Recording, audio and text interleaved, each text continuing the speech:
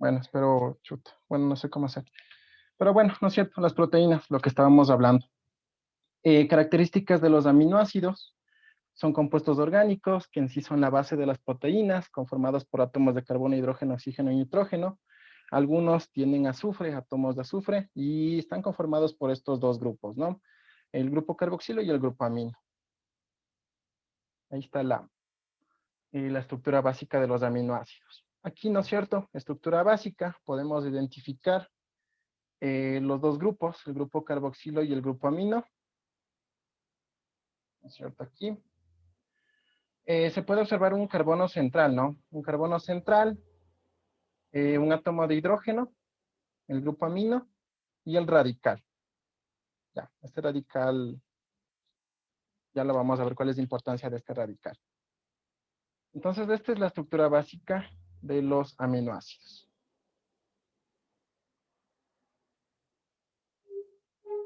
De igual forma, ¿no? Y el radical. Bueno, hablando un poco de biología, según lo que tengo entendido hay alrededor de 500 aminoácidos, pero en sí, para el ser humano son alrededor de 20, ¿no? 20 aminoácidos que son importantes. Se puede mencionar, dentro de ellos tenemos aminoácidos esenciales y los no esenciales. Hablando un poco de biología. Bueno, aquí en esta gráfica ustedes pueden observar, ¿no es cierto?, la diferencia que existe entre cada uno de estos aminoácidos. Por ejemplo, aquí si nosotros comparamos cada uno de estos aminoácidos, se puede observar, ¿no es cierto?, que en el radical es ahí donde encontramos la gran diferencia. Y cada uno de estos radicales le da las propiedades específicas al compuesto, ¿no? Aquí en la alanina encontramos, ¿no es cierto?, este radical metil. Ya lo demás es igual, ¿no es cierto? Presentan los dos grupos, el grupo carboxilo y el grupo amino, el átomo de hidrógeno, el carbono central, y en lo que difieren es en el radical. ¿No es cierto? Si nosotros vamos comparando, podemos observar cuál es la diferencia, ¿no? En los radicales. Aquí miren, también puede haber esta estructura, ¿no es cierto? Aquí hay otro radical diferente. De igual forma aquí se puede observar otro tipo de radical. Aquí se encuentra otro radical, y eso es lo que le da las propiedades tanto químicas como físicas de cada uno de estos aminoácidos. Ya, vamos a borrar esto.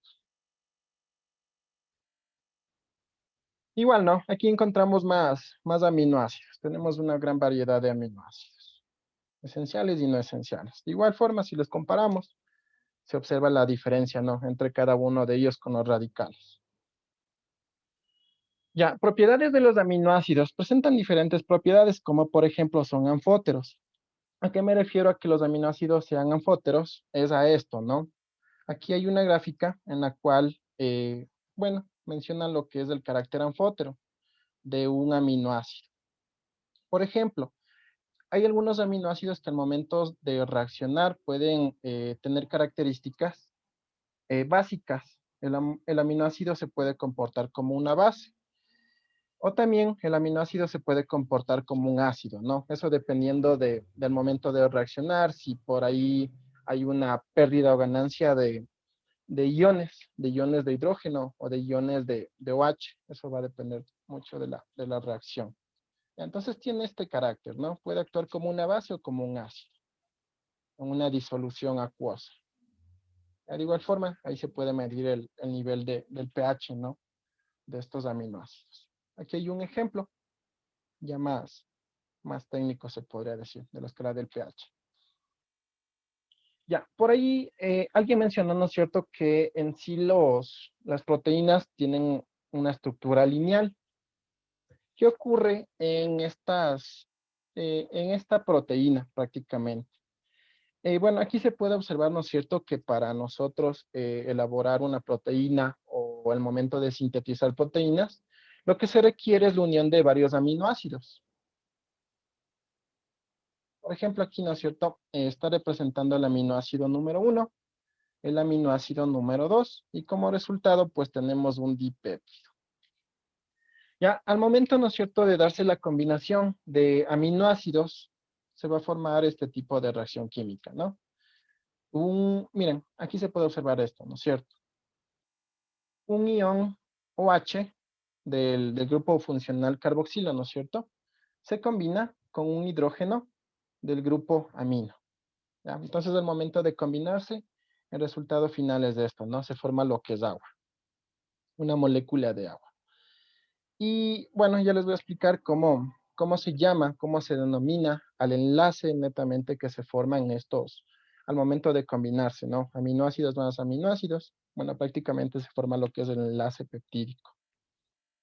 Ya, entonces, bueno, en este caso, como se han combinado dos aminoácidos, se lo llama dipéptido, ¿ya? Y también se forma agua, ¿no? Al momento de reaccionar los dos aminoácidos. Ya vamos a borrar esto. Enlace peptídico, ¿no es cierto? Ya ustedes pudieron observar cómo se da la formación de este enlace peptídico al momento de combinarse los dos aminoácidos. Ya da lugar a cadenas llamadas péptidos. Se forma un tipo de enlace covalente y también se forma agua, ¿no? Bueno, aquí también se puede representar, ¿no es cierto? Tenemos al primer aminoácido y al segundo aminoácido, ¿no?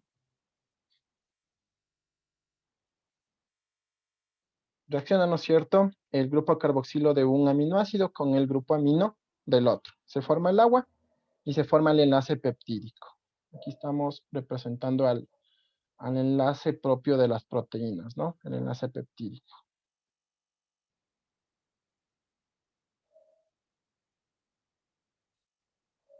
Ahí está, el enlace peptídico. Aquí hay una representación, ¿no? Ya más, una representación tridimensional se podría decir de este dipéptido.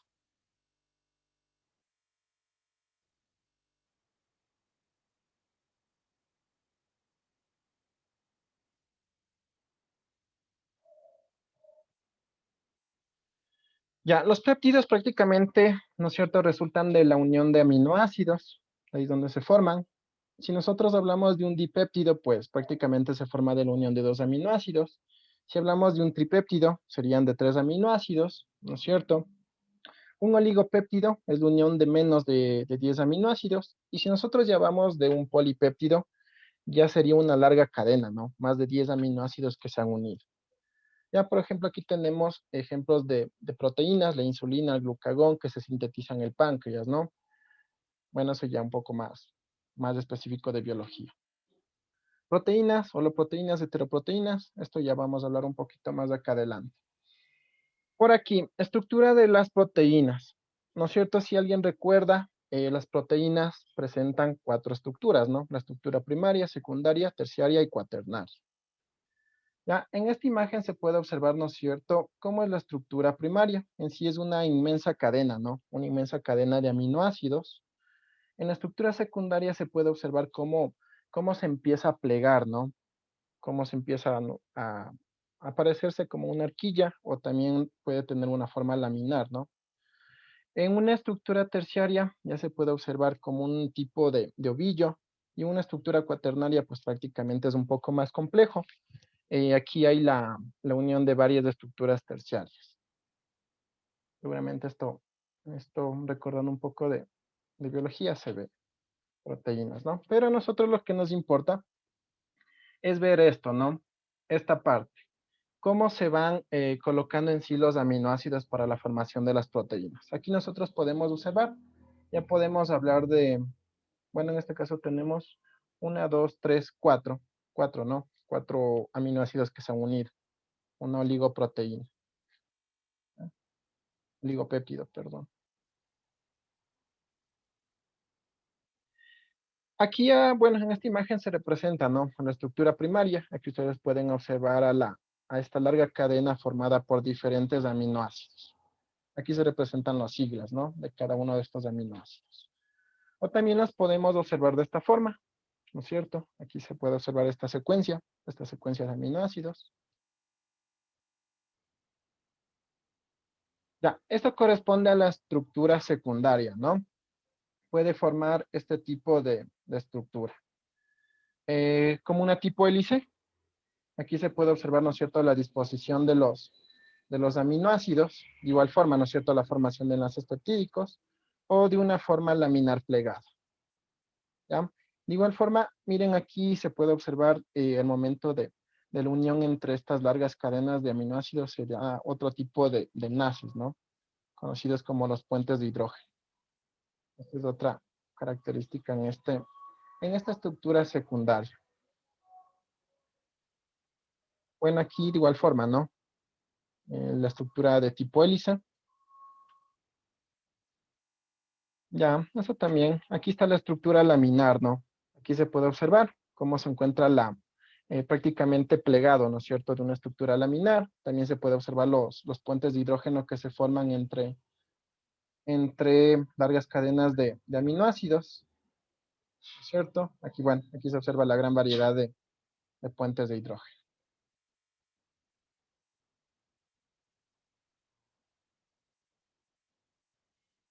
Ya, para que tengan idea, ¿no? ¿Cómo es la estructura en sí de una proteína?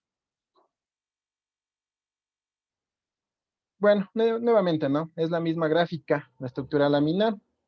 Se observan a los aminoácidos, la gran estructura de polipéptidos, igual los enlaces, los puentes de hidrógeno. El enlace peptídico también se puede observar. En estructura terciaria, bueno, aquí tiene una forma más globular, ¿no? Es como un globo, más enrollado como un glóbulo, ¿ya? Bueno, aquí es una mezcla, ¿no? Es una mezcla de la estructura secundaria, ya puede ser de tipo hélice o de tipo laminar, ¿no es cierto? Aquí se puede observar estructuras secundarias, ¿no? De tipo hélice o estructuras de tipo laminar.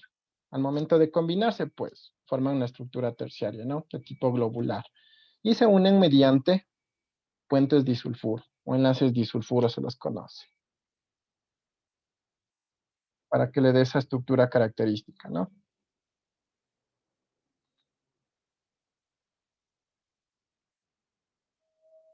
Ya, esto no.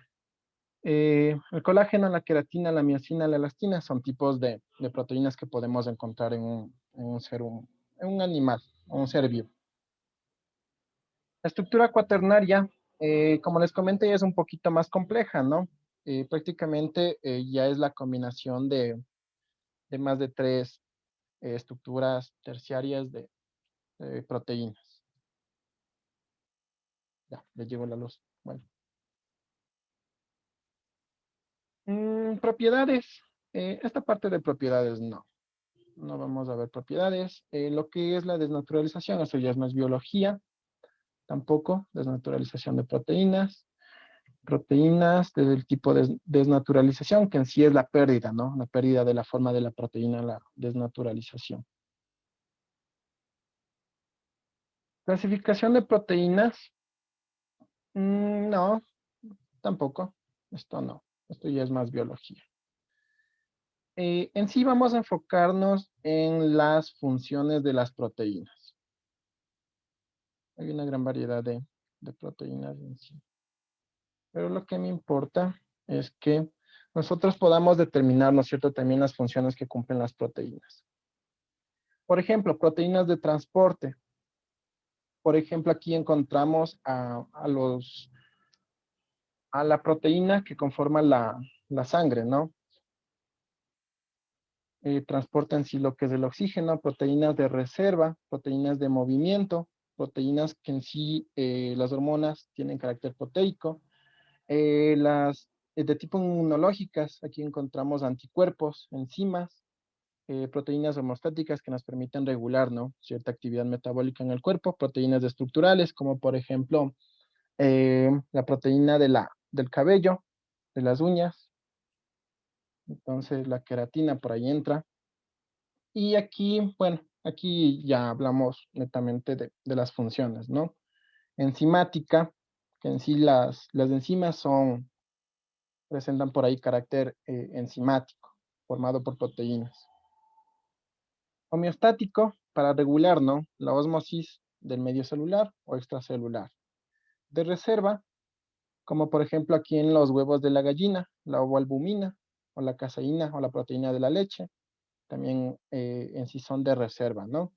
De transporte, como les había comentado, aquí la hemoglobina, la proteína de la sangre, que prácticamente transporta el oxígeno a través del sistema circulatorio, ¿no?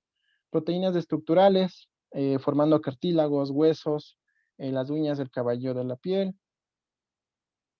Proteínas de movimiento, la actina y la miosina en la contracción muscular, ¿no? Proteínas que son de carácter hormonal, sustancias químicas que en sí ya son hormonas como la insulina, el glucagón, que se sintetizan en el páncreas, ¿cierto? Y inmunoglobulina, que en sí los anticuerpos están formados por proteínas netamente. Ya, eso serían con respecto a las características de este grupo, ¿no? De este grupo conocido como proteínas.